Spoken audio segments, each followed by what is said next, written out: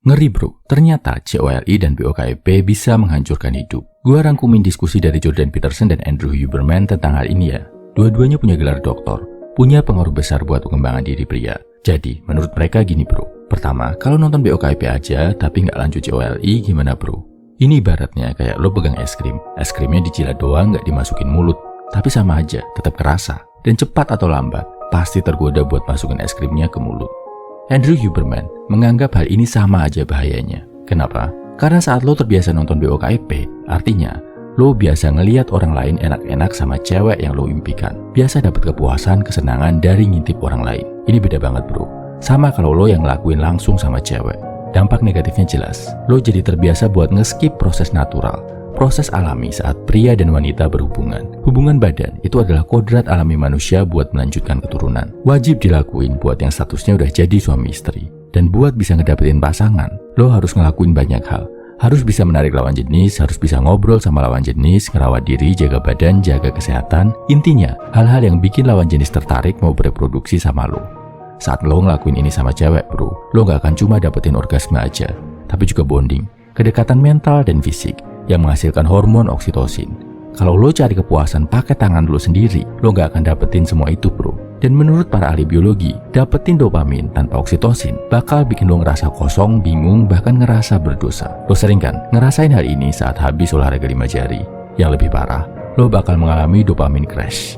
Dopamin naik turun secara drastis, yang bikin lo jadi kehilangan motivasi buat ngapa-ngapain. Makanya, biasanya cowok yang hobi nge-BOKFP sama cowok LI, kamarnya jorok, berantakan, penampilan kusut, mata kosong, gak merawat diri, itu karena motivasi mereka untuk jadi lebih baik.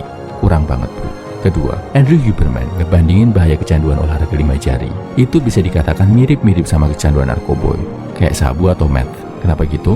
Karena dua-duanya bikin lo bisa menghasilkan dopamin, hormon kesenangan, tanpa usaha. Normalnya, dopamin dihasilkan saat lo berhasil menyelesaikan suatu tugas dengan baik. Lulus ujian, dapat nilai bagus, dapat pujian dari bos. Bisa juga dari aktivitas fisik, kayak perasaan bahagia yang lo dapatkan setelah olahraga. Normalnya, dopamin ini bisa lo dapetin setelah berjuang, bekerja, belajar. Ngelakuin hal yang bisa bikin lo jadi lebih sehat, lebih pintar, lebih cerdas. Celakanya, lo bisa dapetin hormon dopamin dalam kadar yang lebih besar, cuma dalam hitungan menit dengan cara mengkonsumsi narkoboy tadi, atau dengan memuaskan diri sendiri di depan layar HP. Efek jangka panjangnya apa? Lo jadi suka mengejar kenikmatan tapi benci kerja keras. Sulit dikit, nyerah duluan. Perlu effort dikit, gak mau ngelakuin. Sakit dikit, langsung down dan depresi. Pokoknya, maunya yang serba instan. Kayak kenikmatan BOKFP tadi. Akhirnya, lo jadi pria pemimpi tapi malas luar biasa. Paham ya bro? Video ini gue bikin bukan buat nakut-nakutin lo, tapi biar lo waspada, bisa mencegah dan gak sampai jadi pecandu olahraga 5 jari. Cara buat lepas dan mengurangi kecanduan BOKFP dan COLI gimana? Lakuin dopamin detox. Lakuin hal-hal yang bisa menghasilkan dopamin secara sehat dan benar, bukan lewat cara-cara instan. Caranya banyak banget, ada ratusan. Mulai dari metode yang paling simpel yang bisa dilakuin dalam hitungan detik, sampai yang bisa bantu lo bebas kecanduan sampai bertahun-tahun. Lo bisa baca metode yang udah gue tulisin buat lo di ebook gue yang judulnya Dopamin Detox. Bisa dibaca di kolom komentar, deskripsi, atau bio. Boleh bayar semampunya.